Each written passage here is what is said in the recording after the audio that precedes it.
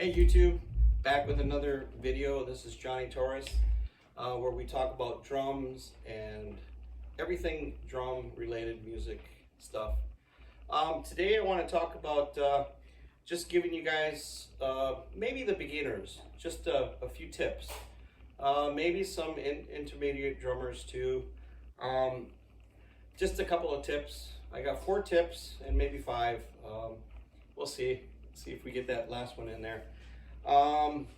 So first of all, I want to talk about one of my good friends that passed away, Scott Condrick. To him and his family, my condolences. He was letting me use the studio for the past couple of videos, and I'm very grateful. I'm very grateful for that.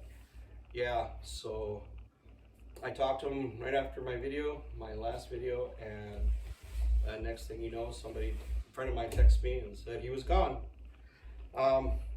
This video might sound a little different because my microphone, that's great for talking, has some issues. It's buzzing and it's got fuzziness, so sorry about the sound.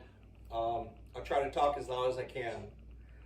But getting back to my friend and his family, I just wanted to say thank you for letting me use your studio, and once again, he was a good friend and I will miss him, and thank you for everything you guys did for me and the support. Thank you very much. Shout out to everybody else that has supported me, Justin, Mike, with letting me use their place to record. So, and everybody else out there, thank you for the support, and we'll just keep on rocking, man. We'll keep on doing this. Rest in peace, my brother. So I wanted to talk about 4 tips today. The first one I wanted to talk about was something that I saw a couple of weeks ago.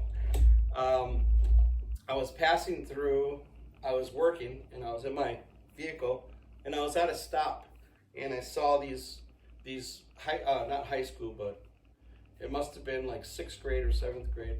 They were done with their band concert thing outside. It's a very nice day. And I saw the drummer guy, the guy with the bass drum, and he didn't have a complete set. He just had a bass drum with a foot pedal. And I was watching, and all of a sudden I see the kid grab his bass drum off of the floor with the pedal still on it, and just kind of drag it along the ground, and pedal hanging, and boy, that hit a note inside me. I was like, oh goodness, kid, what are you doing? No, don't do that. So to all the beginners out there, I know we've all kind of made mistakes, right? But if you're done with your show or your concert, whatever it is, it only takes 2 seconds to go 1, 2, pull it out, grab your bass drum, be on your merry way. That's all I ask. This thing was like screeching around all over the ground, the concrete, and you could see the ring bending on the other side of the bass drum, and I was like, oh my goodness. So yeah, just a quick tip. It only takes a couple seconds to take that bass drum off. And if you don't know, it's right here, right underneath the pedal. There's a little screw. Just takes a couple seconds just to 1, 2, release. Another tip is when you're tightening your bass drum onto your pedal, you don't need to dig into the ring. These things have a good amount of Velcro underneath, and they have these spikes. So once you set them down, they're there. They're not moving, man, unless your bass drum isn't set up right. And the spurs too. Once you're done, or when you're about to begin, take those spurs down. adjust them to the height of the ground.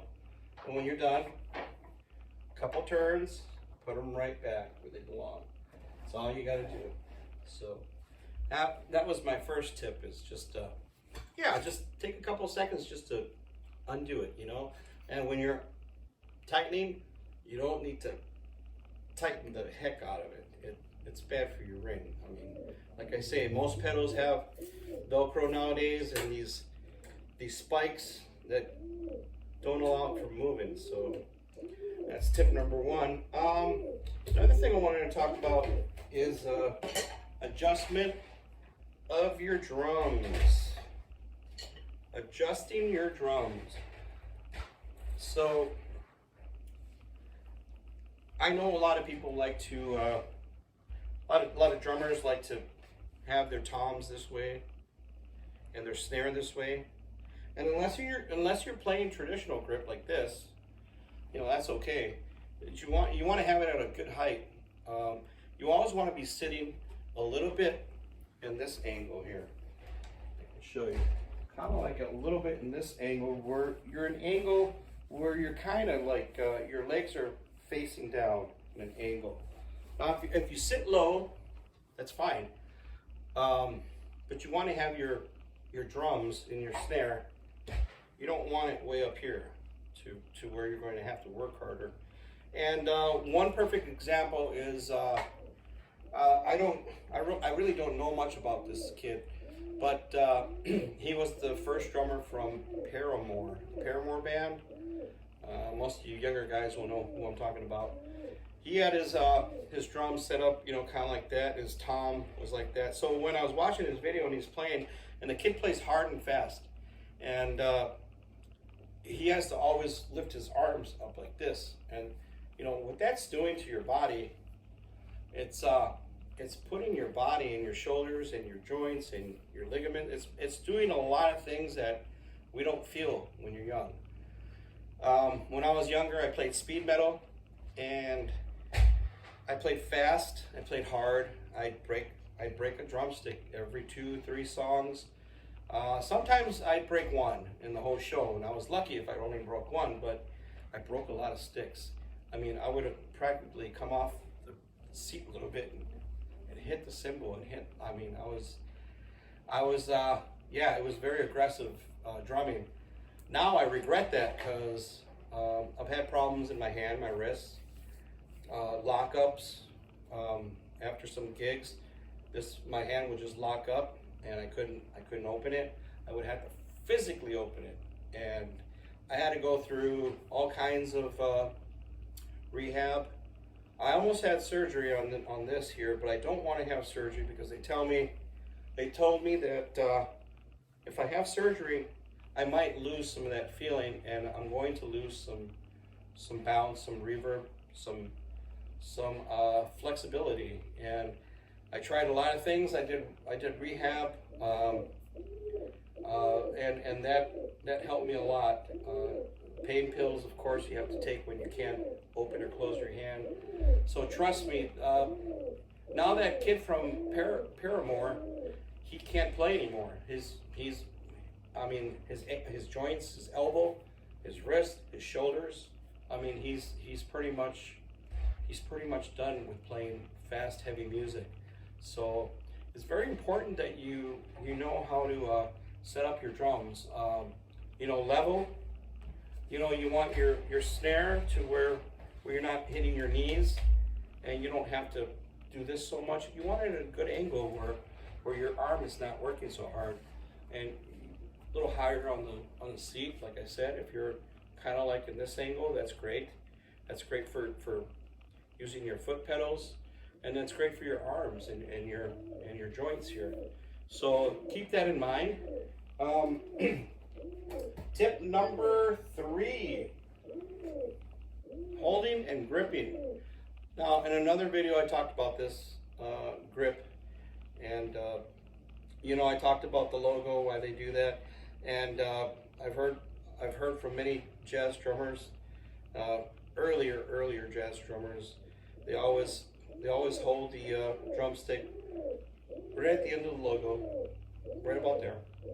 So don't want to grip the heck out of it to where you're like, "Ugh," you know, the stick ain't flying out. Once you play quite a bit, you'll learn that flexibility is key, and you don't have to hold it so hard. I used to drop sticks when the first 10 years of my life, I dropped sticks. Now, I haven't dropped a stick in a long time. Maybe one, but it's been years. Why? I adjusted my my grip, and I don't hold them so hard. Especially when you're playing fast and hard, you start sweating, and your palms get, you know, they get wet.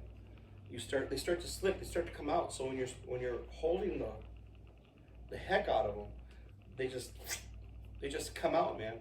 And you have to just keep readjusting, keep holding on to them, and just hand control is everything. Rudiments, you know, using your wrists, that's all very important. So yeah, hand placement and grip is everything. And in the long run, your joints and your tendons, your arms, your shoulders, they're gonna thank you for that, because not everybody plays hard, and I think that's a good thing. It's hard, like if you were to be asked to play with Megadeth, let's just say, it would be hard to play soft. You would get into it and you'd hit them a little harder, and there's nothing wrong with that, as long as you know where your borderline is and how to hold the sticks and use your wrists. You know, you're gonna have to use your arms, yes, but placement is everything. So just remember that. Yeah, my last tip is tom ringing. Tom ringing. So everything starts at the bottom of the head. Everything starts at the bottom of the head. Whether you want it to sound higher, deeper, I tune this baby a little bit higher than what I want it to sound up here. So I'll tune it a little higher, and on this side, I'll tune it a little lower.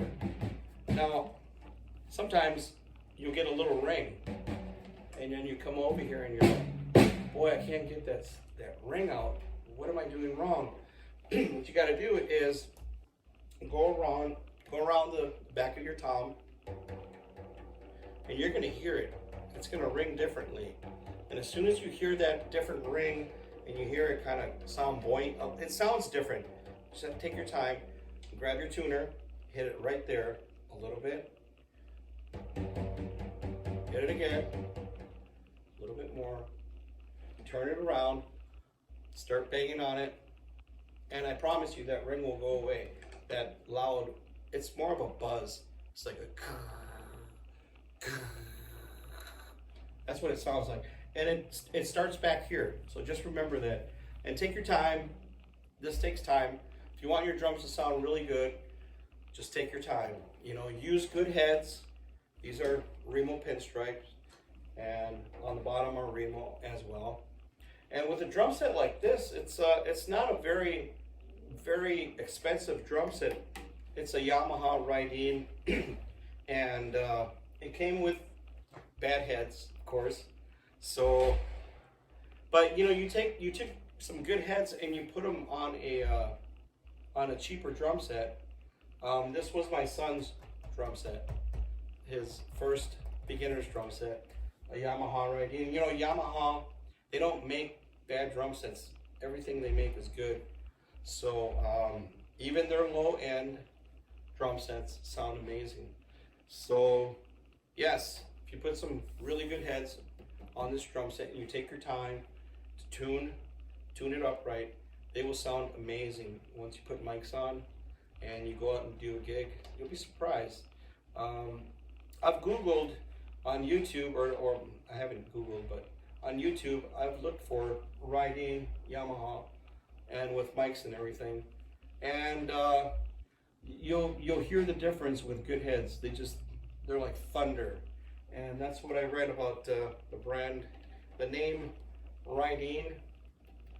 And in the Chinese culture, Rydeen stands for the god of thunder, a mythical god. So that is definitely right. When I take these out, they sound very deep and very, very nice. Great tone. Even though they're starter drums, they sound amazing. So, and that's gonna do it for this video. If you like what you're seeing, like this content, share it with your buddy, man, or share it with somebody else. That's how my video gets spread around a little bit. And like and subscribe if you like this kind of stuff. And once again, I appreciate everybody who's on with me for this journey. Thank you very much. And we will do another video. I want to introduce you to my main drum set next time. My Gretsch Maple. Beautiful drum set. I love it. It's my #1 drum set, and I want to put it away, set it up, put it away, let it just, I'll play it still, but I mean, I don't want to take it out to the gigs anymore and have the chance that it gets scratched or one of the toms goes rolling. You know, anything can happen. And there's such beautiful drum sets, and it sounds so freaking so nice. And I just hate to something bad happening to it is what I'm trying to say. So yeah, thanks again, and we'll see you on the next one. Once again, thank you for everybody who is supporting and likes this kind of stuff. And if you don't, cool, give me the comments. You know, I'll answer you. Once again, thank you, and keep on rocking, man.